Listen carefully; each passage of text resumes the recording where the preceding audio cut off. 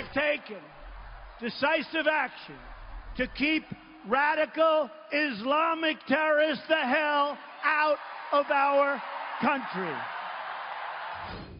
President Trump is expected to issue a new executive order very soon, possibly as early as tomorrow. Now, a senior White House official says the new order affects the same 7 predominantly Muslim countries as the first order, but dual citizens of those countries in the United States, as well as foreigners holding green cards, will be exempt.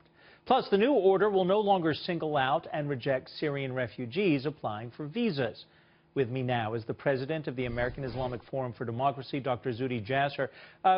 Very simply, what do you think of these possible revisions and keeping the same 7 countries that were identified in the first executive order, keeping those countries in this one? Well, Adam, I think it recognizes that these 7 countries are deep problems identified by the Obama administration as being chaotic, unmanageable regimes that we just couldn't rely on. So I think to that point, the president's going to move forward with keeping our country safe.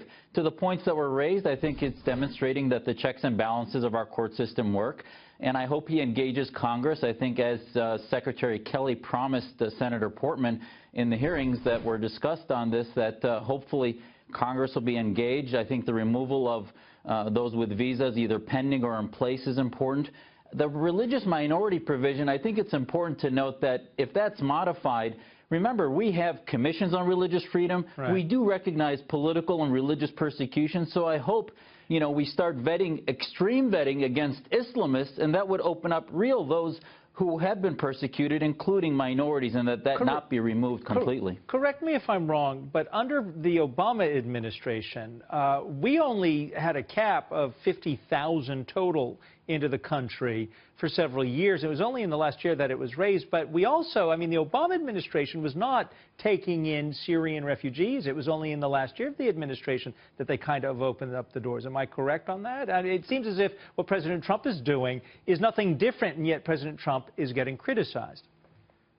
This is where the narrative has just been bizarre as far as sort of this agitation propaganda. Many of us in the Syrian American community were asking for more refugees. Yes, vet them better and even extreme vetting against Islamists and jihadists, but bring more in because there's so many that need to come in. We asked to increase from 50 to 100,000, and that was just going to happen in 2017. So President Trump now said, hold on a second. Let's make sure the vetting is done correctly. And I'm glad to hear that Syria was taken off the permanent stop list and put back on the pause list, which makes more sense since that's the country of most need. But the narrative is just completely backwards from a media that really wants to get ahead of this because they know this is the first step in a long process of vetting against Islamist, jihadist ideologies that are the bigger underbelly of the global threat. The key question, though, is do you think this order will hold? Well, I think if we look at the signals from the Ninth Circuit, if we look at, and this is why he needs to engage Congress, I think, the implementation was problematic, so we're going to roll it out better. I think Secretary Kelly will be ahead of it. Yes, I do believe that if it's worded with the advice that came from the Ninth Circuit, that they'll package it in a way that it'll be airtight. In fact, General McMaster named the next National Security Advisor today. When you talk about the need to extreme vet to weed out the Islamists, do you think that his experience on the ground in Iraq will be put into use as we come up with new extreme vetting procedures to keep the country safe? I do. I think it's another great pick by the Trump administration of somebody who's going to work well as a military strategist and somebody who has a great record on hard and soft power abroad. So militarily, I think that we have nothing to be concerned about. He'll balance and work together to bring the national security team for the Trump administration together. I do hope that we also start to see that in position we'll start to get a shape of what a Trump doctrine will be all about, not only being against ISIS, but being for the advancement of liberty. And I think McMaster has shown that he does see a role for soft power versus always hard power. Just very quickly, though, is it fair, and I asked you this a little bit earlier, President Trump gets a lot of criticism for this, but he's not doing much different than what President Obama was doing. It doesn't seem fair to criticize him when the press didn't criticize Obama.